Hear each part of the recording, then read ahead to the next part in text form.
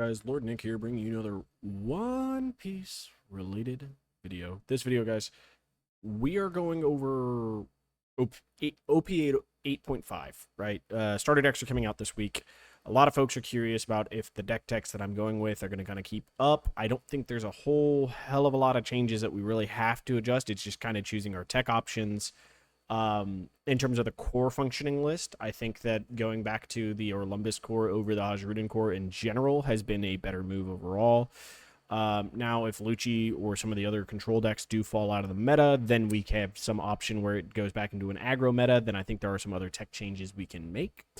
But generally speaking, there are specific cards for each different tech option and kind of each grouping of decks that we generally do really relatively well into. And I'm going to try to summarize each of them up kind of together, ones that kind of fall into the same radar, if possible, if applicable.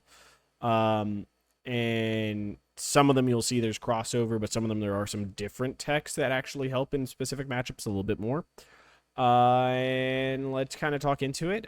First off, we're going to be going over some of the lists of the decks that I think we need to kind of be looking out for when we go into 8.5. And then we're going to break down each of these kind of tech options and then ideas and concepts that you can go into build options. There's not going to be any defined specific deck list for yourself here. This is more of a how to prepare yourself for this and then giving you the choice and freedom to start building your decks.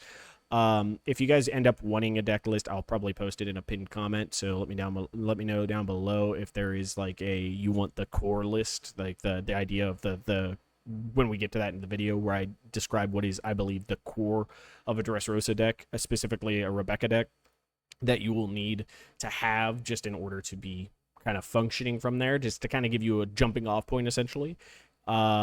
And then you guys kind of decide your own tech options and kind of build your own path type of thing. And that's kind of the cool part about Rebeeca currently, is that's how she functions pretty well. So let's jump into it, guys. So Lucci going into 8.5, he does not really change a whole lot of his tech options. That being said, I do believe that the Kakus are probably going to be coming back. We're going to probably see more Kakus, probably less Brooks. In general, just due to the fact that the Kaku plus leader ability helps you get rid of a 4 cost on curve. He's also then a decent sized body that can go into stuff, and if they try to bottom deck him, okay, you lost a Kaku, that's not a big deal.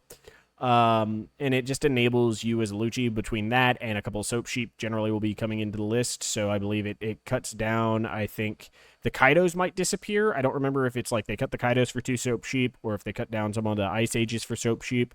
I'm not 100% where those cuts happen and how they do them, but I do know that they do start adding in the Kakus again. The Brooks start coming down a little bit, and Soap Sheep enters into the deck just so that they can deal with Doffy. And because of that, some of their top end removable basis is a little bit worse.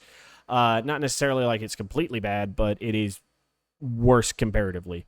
So there is the option that we could see ourselves in a meta where, you know, this deck starts going into the we need a tech for going wide options more so than the tech for going tall options, which means us going tall might be able to be disruptive, and something like a Kuzumaki deck, which uses top end 10 drop Kuzan and Aramaki, might be the build path to go into for this.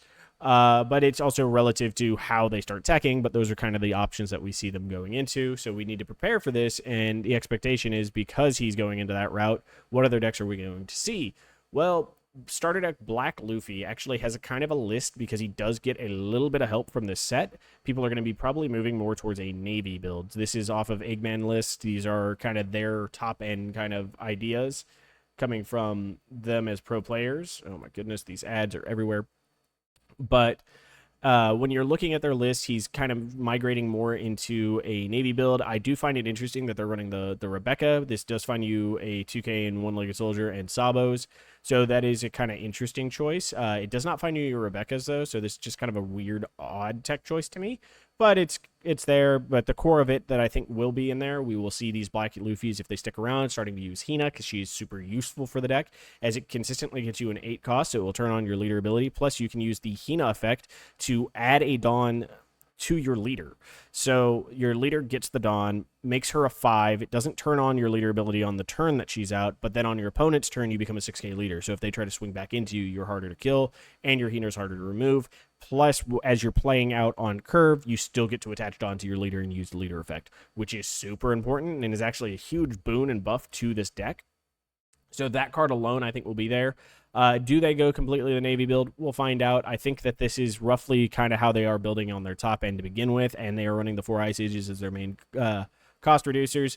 This just kind of seems like this would be a more consistent route, though I could see them trying to stick with some of the Sanjis possibly, but because the meta is going so wide, you don't necessarily need the Sanjis, but you could still use the Sanji just so that you could deal with 1/4 cost.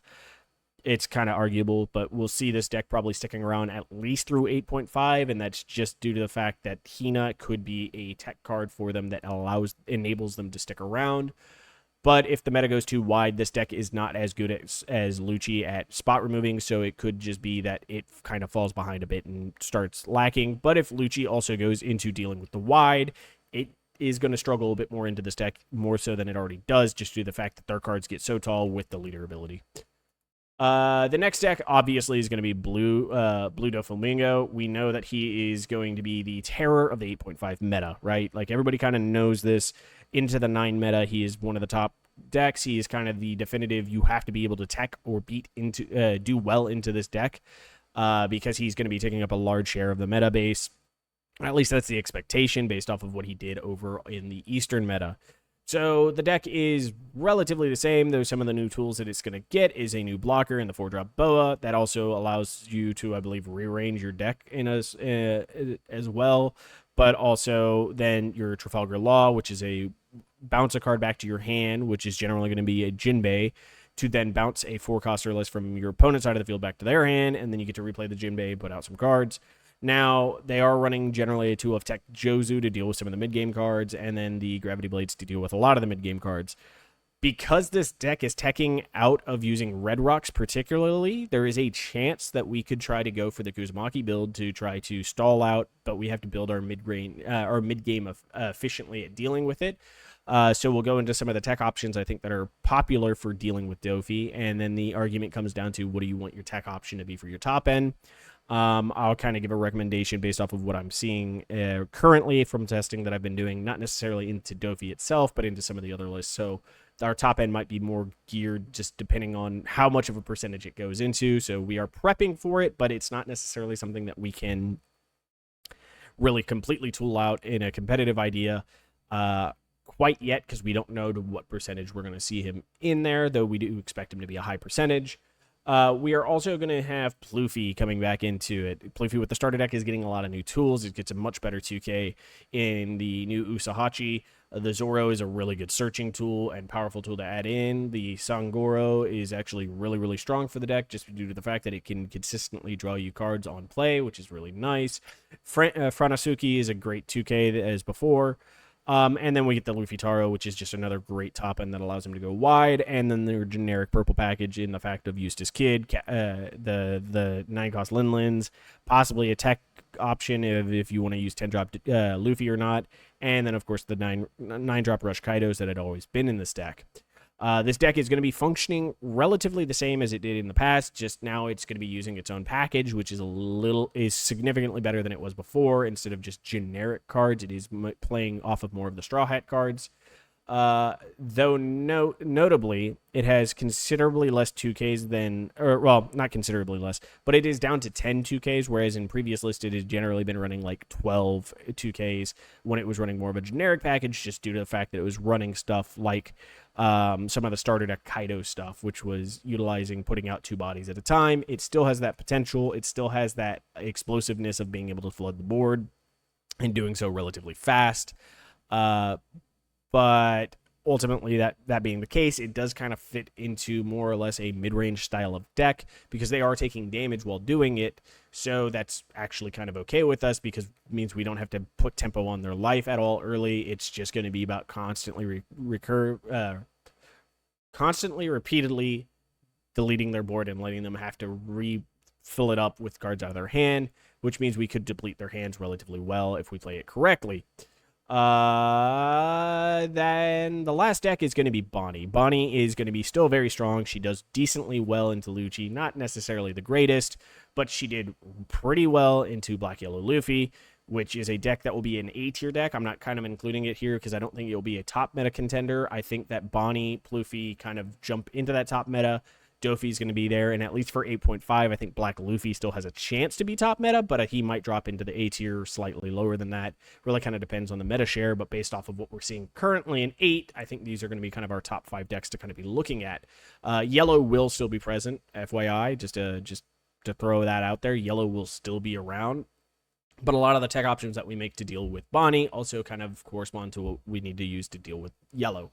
So that will be kind of included in that package. But anyhow, Bonney, the only real change to this particular type of setup might be we might see a drop in Rosinante's and the inclusion of Shanks. The new 10-drop Shanks is a really good tool for her to be able to clear out cards because any rested character that your opponent has, you now have the ability to just straight up KO it. So that is a card that they could be utilizing and will probably be utilizing more, but that's really the only big change that she's going to be including in that list. So we might see them drop a little bit of the Supernova, or not Supernova, but they might drop a little bit of the Don Quixote package just because their Supernova package is going to be pretty big and they're going to have some more generic cards. So, you know, we might see a little bit of changes in numbers there, but just know that they're basically the only real big change that you will probably see across all the board will be the inclusion of 10-drop Shanks. So with all of that said, that's a lot of information in 11 minutes, guys. So with all of that said, that's the kind of options of what decks we're planning to see and what decks we're kind of planning for. So when we move into tech options, let's start with the black decks. So black, so for Doffy, and for Black Luffy specifically. Now we could be looking into Black Yellow Luffy, who will be an option to try to beat not Doffy, I said Doffy. So Lucci and Black Luffy, specifically, these are the tech options for them. Our tech options for Black Yellow Luffy are actually going to be kind of included more in the green and other decks options. Just because most of the other decks kind of fit into a mid-rangey kind of category. That deck is much more of a mid-range than a control category. So these are kind of more the options for these control decks that are relying on KO power. So actually, it kind of comes down to our top end. Our top end needs to shift a bit. And so far, what I've been testing and what I've been liking into the Luccis has been a mixture of Geckos and Aramakis. Now, people will argue that they think that Aramaki is either too much of a win more card, or maybe they just don't value how it plays. Whereas for me, I haven't really valued how Jack plays, other than the fact that he's just a card that can't easily be removed by black decks. But it's, you know, the usefulness of him in that matchup particularly has been okay. If I see him, great. If he's in my trash and I have the opportunity to grab him, great. But I don't see him as a mainstay in Rebeeca in terms of like a main focal point win con like other black decks do. Just due to the fact that the utilization of him really kind of requires us to see our options. He is a great way of us filtering consistently, which is really nice. But he's not necessarily a blocker, and our opponent, knowing that we can't attack, can just kind of ignore him and attack us. Whereas with Aramaki, he is a blocker that does similar things to Jack, not necessarily as efficiently or as good as Jack, but the trade-off is you get a blocker and a bottom deck. And against black decks specifically, bottom decking is one of the best types of removal because it forces them to have to keep digging through their deck to try to find it, and they have to remember where they are in their deck to do so. And if we're controlling when it goes to the bottom, they may not also be tracking that as well as they track the cards that they are putting to the bottom. So constantly, repeatedly bottom decking their cards is very annoying for them. And on top of that, if we bottom deck the right cards, their Gecko Morias become less efficient, right? If we consistently bottom deck their Luccis so they have no Luccis left, then their Gecko Moria plays aren't going to be getting back anything other than Brooks, which means they're not putting back cards consistently. They don't get to use their Spandines until super, super late in the case of the Luccis, which can make some of their plays and efficiency kind of go off, and it makes them have to play a bit more aggressively opposed to the control-y style. And if that's the case, if we see the right cards, we can actually deal with them. Note, it is still a very hard matchup, and if you want to see how that matchup kind of plays out a bit, even with some of the misplays that I made, which is, in this case, the biggest ones that I made was bottom decking all of my brick cards in a row, opposed to layering them properly with 2Ks in between them. Just because on Sim, I don't do that as well as I do in paper. Just how it is. Because in paper, I lay out all the cards and then I choose the order that I want to put them in. Whereas on Sim, you have to choose the order ahead of time, and that just takes a lot more thought and a lot more time that I don't. It's just not the process that I do in paper. But that mistake is a mistake that I made, and it is a mistake that I need to learn from. But if you want a generalized idea of how that matchup looks like, With the idea of using a Gecko deck, it is much closer into Lucci. So I think the cards that you need to tech in if you want to tech for Lucci specifically has to be Gecko Moria. And then you have the option of Aramaki, who is generalized better across the board against the other decks that we go into than I think Jack, because when you look outside of black, all the removal that we're going to be seeing, 10-drop Shanks, going to be Red Rocks, it's going to be Kingdom Comes in yellow. These are cards that are able to just 1-for-1 Jack, right? So Jack's benefit of being, so high in the cost is really only into black decks. So he is a tech for black decks, which is why he is on here as an option. But his tech for black decks is the fact of like how hard he is to remove is specifically for black. The effect on him is comparable to that of Aramaki. The benefit, his is 1 cost higher, and you get to loot, which is draw 1, trash 1, opposed to where Aramaki's is just trash 1. But the trade-off is Aramaki then bottom decks, which against black decks is arguably stronger.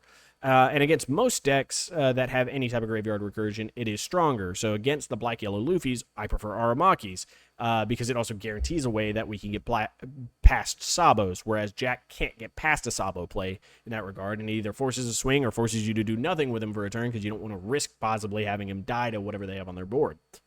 So, whereas Aramaki also doesn't have to rest, which is huge. He doesn't have to rest to use his ability, and he maintains a blocker, which is very defensive and helps our deck, which is already kind of a defensive deck, play defensively. The last tech option that I think is kind of an include if you want to into specifically Lucci and black starter deck 14 Luffy would be Red Rock, and that is because it is a 1-for-1 option that blue has for Jack. And so if you're more worried about the Jacks than anything else in that deck, because you can handle most of the other stuff with the tech options you have, Gecko into Gecko generally does relatively well, then you need Red Rocks to be able to handle them. Though I have been playing without the Red Rocks because I'm not completely tooling to beat Lucci, but I am tooling things into my deck that give me advantages. These are some of your tech options into Lucci. But let's move to a baseline idea of what the core of the Rebeeca deck needs to look like before you go into your tech options. Probably should have started that before I go into it, but this was just the one I already had loaded, so I jumped into it. Core cards. So your core cards, guys, are going to be your Dressrosa package. What is our Dressrosa package? Well, we want about 32 cards that are Dressrosa specifically. That is over half our cards are Dressrosa. Some people say you need to arguably have 35. Some of our tech options are Dressrosa cards, so you can look into that.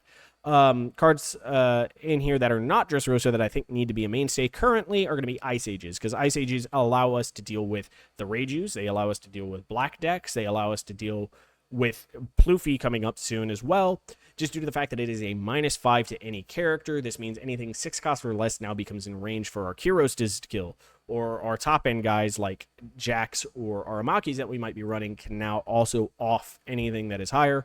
And in tandem with Olympus, this clears up any character on the board with any of our KO cards. So that is just a card that I think now is the 1-drop event that we want to tech at.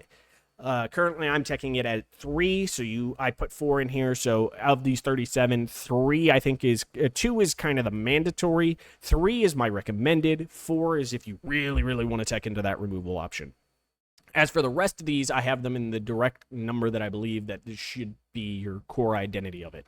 Olympus needs to be at a 4 of. This is our primary reducer. We want to see him. If we see multiple copies of him, you can use him as a 1k counter if you really need to, but it is also pretty good to hold on to him just due to the fact your opponent is going to, if they are playing it correctly, is going to focus on taking him out. Kyros is going to be our main KO card. He is our recursion piece. He is just kind of the crux of what makes Rebeeca relatively good. And is just a really overall solid card. He's a really great option into black decks. He's a really good option in other decks that use KO as an option of killing stuff, just due to the fact that he is hard to KO. Then we move over to Sabo. He protects us against KO, so he's really great into black decks, green decks, and red decks, and yellow even, who all use KO-based removal. Obviously, he's not that great into blue in terms of the fact of the KO protection, but the draw 2 trash 2 is another great ability to make sure that we can get rid of some of the bricks in our hand to make sure that we maintain 2Ks and 1Ks to counter out of stuff.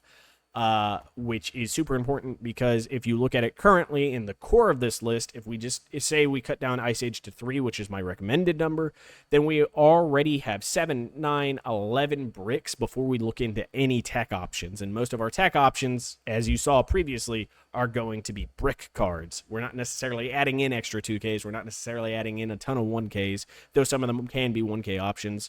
That generally means that this is going to be a relatively high number of bricks in the deck, so having a card that can filter them in Sabo is really useful. Our general 2Ks, guys, because they're searchables and they're this one specifically is recurable by our Rebeeca, and if we really desperately need a blocker, he is a 3-drop blocker. We have Bartolomeo. He's just an all-around great defensive card. And then One-Legged Soldier, who is a 2K, but also is another card that allows us to reduce costs. That gives us that ability to KO characters. Rebeeca is our 1-drop searcher for our Dressrosa archetype, and because we are running so many Dressrosa cards already, she just has a great way of hitting. Note, she cannot get you to blocker Rebeeca, but that's generally okay.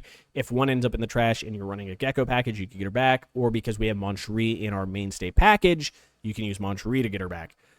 Luffy is going to be our main bottom decking card for our own cards in trash. He's to make sure we don't mill out. On top of that, on curve with our Coliseum out, Luffy is a menace, and into the late game when we have Coliseums, Luffy is still a menace. So he is also within the range of Rebeeca to be brought back into our hand, which means that we can set up multiple plays in a row to use our Luffy, kill some stuff. They spend time killing our Luffy. We use Rebeeca the next turn, get the Luffy back, so that the following turn, anything they set up can just be KO'd and destroyed by the Luffy.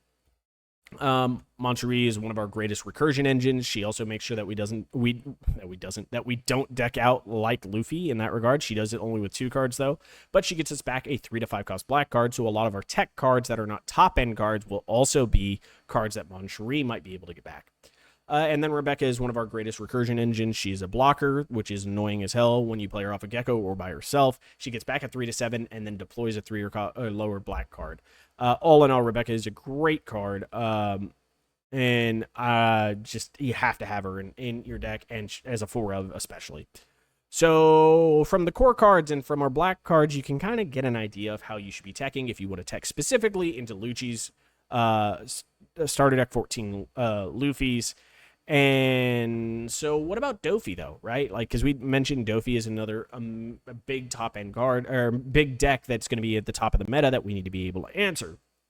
Doffy specifically, I think there are 3 cards that are really big tech options into him. Your top end is going to be a tech option as well, but it is not specific to Doffy. I believe both top ends could work into Doffy. It just really kind of relies on how you want to play into the matchup. But the more important cards to look at as options, and these are not, you could go up to 4 on any of these. I don't necessarily agree that you do 4 on any of them other than Houndblaze, but the first card we're going to be looking at is Cavendish. This is another Dressrosa card for us, but he is another brick. But Cavendish allows us to have, with Stage, it has the option to be able to attack active characters with 1 Dawn under him. That is a 7K swing into most 5K bodies most of the time from the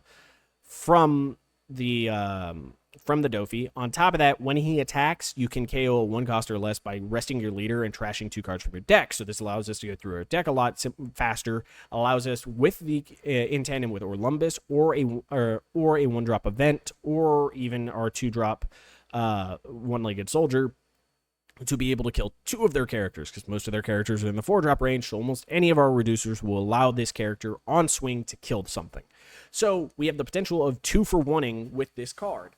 And if that is the case, then, hey, guess what? This is a really great option because he develops a board state character that if they bounce him back to the bottom of our deck, okay, you got rid of our Cavendish. If not, they need to be swinging at our life or swinging at him and getting him off the board because he is a consistent posed threat that can deal with their Jinbeis, and that is not something they generally want to have happen.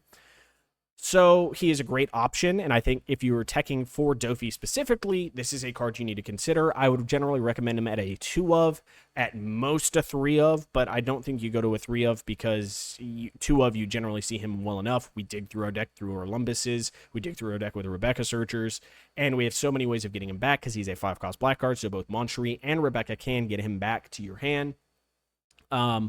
If you are running a 2-of or a 3-of of Cavendish, I recommend that you go up to 3 Coliseums because Coliseums becomes so much more important for you to maintain on curve to be able to play him on curve to answer some of their cards. Another great card for answering on curve is going to be Houndblaze. Houndblaze plus Orlumbus or any of our other characters can buff up one of our characters to be able to be really big into one of their rested characters. Because mind you, if they use Doffy ability, they come in rested. If they swing with them, they are rested. They're kind of an aggressive deck, so something is going to be rested on their side. So any of our developed characters can now KO them by swinging into them as an 8K most of the time, and that's going to be really hard for them to deal with. On top of that, Houndblaze also removes a 2-cost or less. So with any of our cost reducers, Ice Age, Orlumbus, or One-Legged Soldier, we now get rid of almost every card that Doffy has in his arsenal. Plus, we are swinging into him, so it is another 1-for-2 option as long as we have our cost reducers, which is super useful. It is a bit more of an aggressive card, and it also just works in and of itself. If we have 9 done and we're dropping a Luffy that can swing, you can plus your Luffy up to 10, and then basically all of his cards that you swing into are dead. You can swing into 2 characters and kill them, and there's not much you can do about it. And then the last card is going to be Gravity Blade because this is a 1-for-2. So most of our options are 1 cards for 2 cards type of options, right? Houndblaze technically does require a little bit. Same thing goes with Cavendish in terms of some setup to be able to get their 1-for-2. But our deck is built to do that setup, so it often is just technically you're playing the card, you're going to use this card to get that 1-for-2. Gravity Blade doesn't require that setup. It just has a higher cost, but it gets rid of 2 6-cost or lower, which the highest in the Doffy deck that I just showed you on average is generally a 6-cost. They're running very few top-end characters, if at all, and that's just due to the fact that they're trying to utilize the go wide strat that he has and some of the consistent, recurring, annoying kind of removal that he offers. We actually stand to do relatively well with Colosseums, and I guess I probably should have included an additional copy of Colosseum here as another tech option, but I would say against Doffy, if you were teching for Doffy, a 3rd Colosseum is great. Some number of Gravity Blades, some number of Houndblazes if you want them. You don't have to. This one is kind of more of an optional card. And then usually 2 Cavendishes. So it'd probably be 3 Gravity Blades, 2 Cavendishes. If you want, you could add in up to 4 Houndblazes, but you don't have to. The other 2 are generally sufficient for dealing with him. Let's see. Okay. And then we had our Bonney, Pluffy, Yellow Tech, and this includes Black, Yellow, Luffy. These are cards that I think are particularly good into those matchups. Aramaki is a preferred top end into them, usually as a 2 of, just due to the fact that he is a bottom decker and a blocker. And most of these decks hate that. So in the case of Bonney, they are actively going to try to rest your Aramaki so they can kill it. Which in this case now, if they can rest it, they're going to have the option with the Shanks to kill it. But once if you just don't swing that often and you just sit there and constantly remove their board, their leader swings as a 5K most of the time because they're having to use most of their Dawn or having to leave up 1 Dawn to be able to use their leader ability. So if that's the case, they're swinging as a 5K. If you have an 8K blocker out there and they've already used their Dawn, you just get the free block. Otherwise, it just requires a 1K to block her. And then you just leave your Aramaki. You don't really swing until you develop a giant board that is threatening their life. And you just KO their characters on repeat. You save a lot of your counter to protect your characters. You have blockers that you can sacrifice to protect into. So like the matchup into Bonney is really good, and Aramaki just helps with that.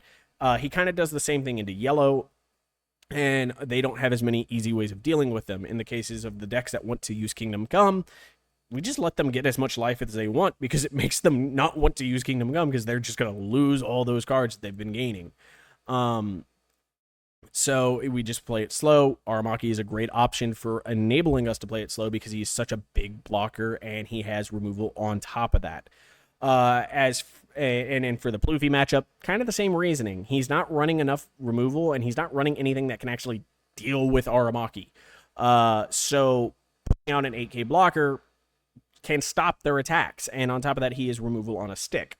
So having these options just enables us to be able to remove his characters and block some of the attacks that are coming in. So these are great tech cards for all 3 of these type of decks. And then Black, Yellow, Luffy falls into the same category as kind of a yellow, kind of a black deck, but functions more of like a yellow where it's just big characters, has some removal like Black has, but is more about big swings, having a big blocker in the way to block some of those attacks or to negate the lower cost swings so that the big leader swing comes in for free. Can honestly just be the deciding factor. On top of that, bottom deck and their 5 costs kind of screws up their plan. Kuzan is great into most of these decks. I would say into the Black, Yellow, Luffy, he's probably the worst card into there, but he's not that bad either anyways, just due to the fact that he does a -5 across the board, which means all their 5 costs are now removable by anything. So it's just a negation there, and it sets up our Aramaki to be able to just get rid of their Sabos. On top of that, he's really good into Bonney, as he is a 10 cost card. Now that they have Shanks, he will be able to be spot removed if he gets rested at any point, which is going to be kind of annoying for us. But we have other cards there, so if she's spending all 10 Dawn just to remove our Kuzan, well, if we happen to have one of the next cards that I'm showing here, plus our Orlumbus is out, we still have enough removal generally to get rid of it, and if Aramaki's still on board, guess what? We're going to get rid of that Shanks right off the bat anyways. Kuzan is just a great top end, because these decks do play a little bit slower other than Pluffy, but if we can stall out or survive most of the Pluffy while trading efficiently with some of his characters, then by the time we can play a 10-drop Kuzan, anything he plays from there on out becomes super easy for us to deal with because they're reduced by 5. Most of his characters are somewhere between the 5 to 7 cost range, so now they're all into the 1 to 2 cost, and most of our removal can deal with that. Hajrudin is another great option, as he is a big character. It's kind of difficult for a lot of these decks to deal with. He's a great on-curve character that also gives us reoccurring -4 every turn by resting our leader, which is super, super useful. Also, being a 7k body means that we can usually swing in the mid-game with him into their characters, and any other characters that have 5,000 power generally are going to die. Otherwise, we don't really have to swing with him, and he's really hard for them to remove if we're not swinging with him.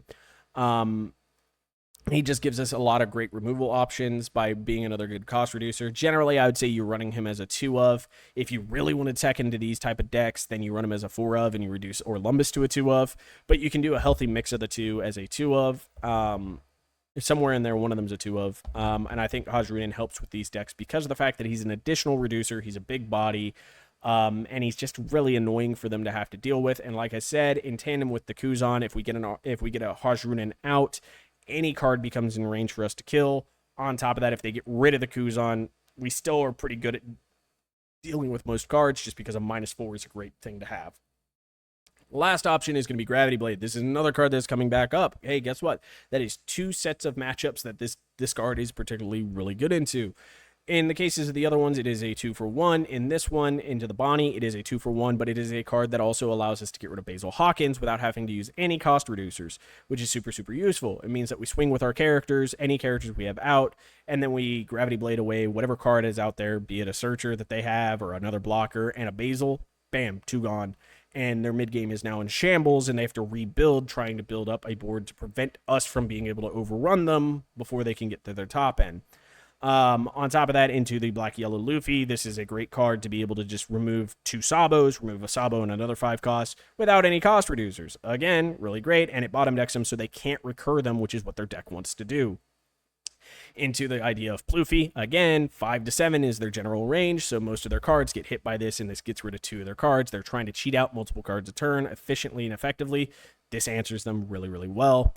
And can stall out their game plan. Maybe forces them to just swing with leader with all Dawn on them. And bottom decking their cards, yes, they don't have a lot of recursion value in that Pluffy deck, but just bottom decking them is fine as is.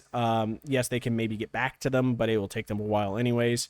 And out of life, just hey, get rid of a 5 into any of these decks is really, really useful. Into general yellow decks, this plus any of our cost reducers gets rid of any other 10 costs and something else. So in the late game, it's super useful with our Kuzan, but in the mid game, also it stalls out their mid game so they don't get as much tempo on us, so that when it comes into a late game battle, we can grind them out.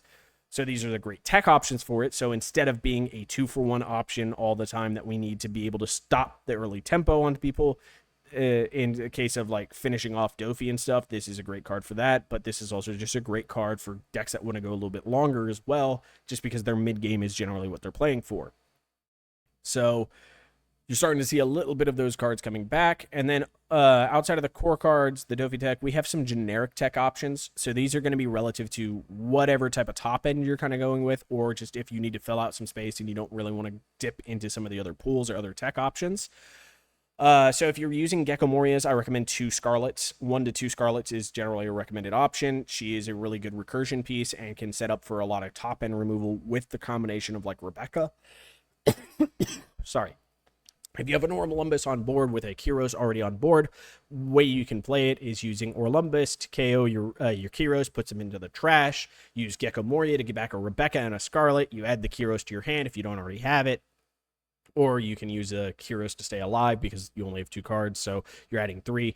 You keep him alive. And then with the Rebeeca, you can either put out another reducer if you're running Hina's. That's a great option. If you're running something like, if you have one-legged soldier, you could put him out. So that's why you could also KO the Kyros.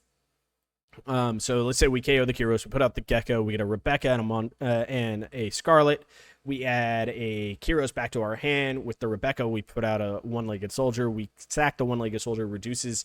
Let's say we're going for a 10 cost, right? With the Orlumbus, it's reduced by 4, so now it's a 6. With the soldier, it's reduced down to 3. With the Scarlet, you use it to play out your Kyros, which reduces it down to a 1. Kyros KOs a 1 cost. So we can actually answer a 10 cost because of Scarlet, which is really nice. And it also develops a Rebeeca, a Kyros, and a Gecko all in that same turn. All this to also be, and removing a big body on their board can really swing games in a lot of matchups. But I'd specifically only recommend using Scarlet if you have the Gecko engine, just due to the fact that until we get to OPO 10, we don't really have a lot of ways to interact with anything that's under 3 costs in our trash. So Scarlet is a great option there, but is more or less a combo piece with Gecko Moria, more so than a generalized piece. She can be an early tempo piece as well if they're running a lot of 3-drops for whatever reason. So if you do draw her, there's that. Or you could set her up early so that later turns when you're playing like, oh, I need to play my Orlumbus and a 1 cost so that my Orlumbus minuses something, and then I can use my Scarlet to play out the Kyros or from my hand. If you're running Scarlet, another great card to be running as a usually about a 2 or 1 of option is going to be Leo. Scarlet can play him out, and he's another 1-drop KO card. He also allows us to rest our with it. You do have to rest your leader, which isn't that big a deal in Rebeeca, but he also trashes 2 cards from our deck, so he helps us get through that deck really fast so that we can restack up bottom of our deck, which is a sub theme within the Dressrosa archetype, is restacking with Luffy's and Moncheries. Another great card is going to be Brook. Brook is a 3 cost, so Rebeeca brings him back. He is also a card that can be brought back by Moncherie, and Gecko can bring him back. He is he is also another 1 cost popper, but he does it on attack and on play, so he is recursive value. He is just a generically good card. There's not really a matchup that you particularly want Brook into, but as a 2 of, he is really good because he fits into our recursion engine so well, and he's a 1k counter. Plus, if he gets milled by leader ability, Rebeeca Searcher, or any of our mill effects, it's not that big a deal because, like I said, he can be hit by all of our recursions, so he's a really great option. Same kind of principle goes with Hina. The difference is that Hina has no counter on her, so we are adding another brick into it as an option. But if we really feel like, for whatever reason, we want more character-based reduction, that is more or less like an event one, which is on-spot reduction, Hina is a great option. She is another 5-cost body, or 5k body, that is really useful for us. She is a 3-cost, so she can get played by our Rebeeca. So if we are doing a Gecko style of combo, then Hina, so the route that you could go with that, in case you don't have an Orlumbus, would be you play Gecko, you get back Rebeeca Scarlet. With the Rebeeca, you get back the Hina. The Rebeeca plays the Hina, reduces something by 4. Scarlet reduces it by another 2, and then you play a Kyros out. And now you've developed a Gecko, a Rebeeca, a 5k body, and a 5k body that's really hard to remove. So that being the case, those are really good tech options. You could run her as I would recommend maybe a 2 of if you want to run her in one of your Gecko builds, if you're thinking about running her. But, I mean, it could be an option just due to the fact that Doffy is going to be wide board. There's going to be a lot of wide boards that are coming out in this meta. So having another body may not be a bad option, and it could bait your opponent into attacking it because they're really afraid of you having too many bodies to be able to clear their stuff. So it is a tech option. If you do tech it, I don't recommend all 4. I recommend maybe 2. Kind of the same thing across the board here. All of these would be at like 2 ofs because they are tech options. They are not necessarily something you're building your strategy around. If you want to build your strategy around it, yes, you can go up to 4 on Hina, but you do need to be cautious of how many bricks you have in the deck. The last card that you would be looking into potentially as another option is Patchwork. This is a searchable -3. In the Kuzan builds, it's solid because in the late game with the Kuzan, you can reduce an 8-cost character down to 0. And if they have another rested character that is already at 0, you can say it doesn't refresh on their turn, which can screw up their tempo if you only have 1 KO and you need to KO the big thing. That gives you a great option for it. It is also just a really good early game spot remover, and because we're going into a meta that has a lot of 4 costs in it, this is a great option for dealing with stuff like Doffy or other decks that run a lot of 4 costs. I don't recommend it as a tech option for Doffy, though, just because of the fact that while it is really good into him in particular, it is just kind of another tech option if you want to be playing more like a Lucci list, who generally run something like Tempest Kick Ice Age combination of events, you could run this as a 1 of 2 of. You can run this as low as a 1 of, though, opposed to Tempest Kick, due to the fact that this card is searchable by our entire search, any of our searching, be it leader ability or 1-drop searcher. So this card is a bit more flexible in that regard, in the fact that because it is searchable, you don't need as many copies of it, so you can reduce its copies. But you could also use Tempest Kick in place of this. It's not a card that I put on here as a list. It is a really good card in Rebeeca because it cycles itself, which gives you cards back, gives you a way to draw the cards that are not in archetype. And because we mill ourselves so fast, it is a really great option. So if you are looking for 1-drop 3 -3 remover, reducer, it is a great option as well. But the reason I put Patchwork here over it is just because you can run Patchwork as a 1 of tech option, and it still actually be seen relatively easily defined. On top of that, I prefer its trigger effect to that of Tempest Kick. Tempest Kick KOs a 3, which can be useful, but in this case, this one draws you 2 and trashes 1, so it's a way of getting some of the bricks out of your hand and potentially getting you more counter power when you get some sticky situations if it ends up in your life. And that about does it for a lot of our tech options and our core build, or our core concept cards. This video, guys, I hope you find informative. If you enjoyed it, leave a like down below, leave a comment letting me know some of the options that you maybe think that I should have added in here. If you mentioned Tempest Kick, I'm going to downvote you, all right? Just because I did mention it, even though I didn't put it up here. But if you have more questions about how options and stuff like that, feel free to join our Rebeeca Discord. I am going to put it down in the description and in the comments as usual, so that you guys can. It is technically open to all Dressrosa mains, so all of the leaders, Kyros, Rebeeca, Usopp, are all going to be available for people to talk about, and technically Law, but I don't think Law is going to be much of an actual Dressrosa leader. So then go ahead and join in and chat with us and kind of give us some of your own tech options and how you think that this meta is going to shape up. If you like the video, leave a like. If you are not already, please subscribe. All the subscribers just let me know that you guys like what I'm doing. And until next time, guys, I hope you have a wonderful, wonderful day. Bye, guys.